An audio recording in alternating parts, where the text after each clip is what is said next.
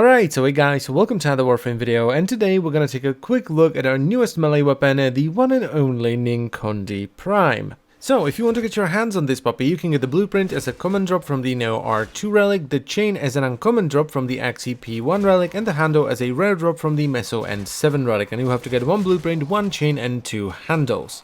The Ninkondi Prime are a pair of Mastery Rank 10 nunchucks, and they do 54 damage per hit, 24 out of which is electricity, 13 is impact, 11 is slash, and only 6 is puncture. They come with an attack speed of 1, a pretty good 22% crit chance, an above average 2.4 times crit multiplier, and a pretty massive 36% status chance. And finally, the Ninkondi Prime come with 2 V polarities as standard, which is very nice, and they have a D polarity in the stance sword, which matches both Atlantis Vulcan as well as the PvP stance Mafic Rain. Now, thanks to the 2 V polarities the weapon comes with as standard, you can actually do a full hybrid overload setup with 0 Forma, which is rather nice. So we start off by slapping in the stance, Atlantis Vulcan. This is the only non-PvP stance, so we're of course going to use it. We're going to put in Berserker for a ton of attack speed, Blood Rush so we get more crit chances, we build our combo counter, Organ Shatter for more critical damage, Branch Pressure Point for generic melee damage, then Virulent Scourge and Vicious Frost for viral damage and status chance. And the reason I chose viral, even though the weapon doesn't have a ton of slash, is because when you get to this level of damage, proccing viral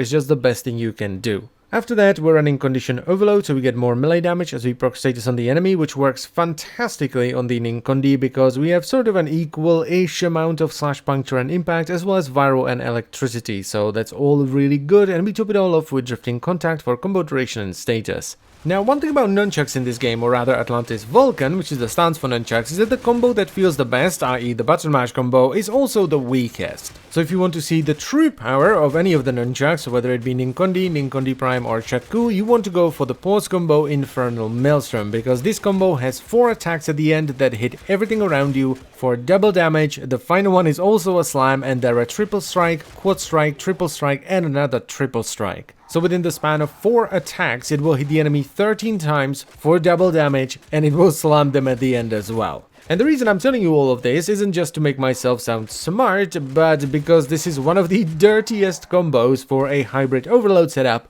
in the game.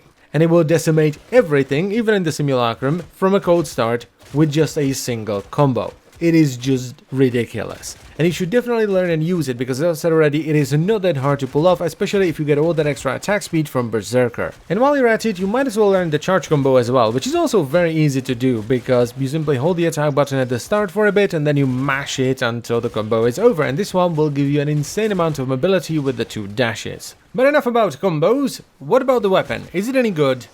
Yes, it is. It's actually very good.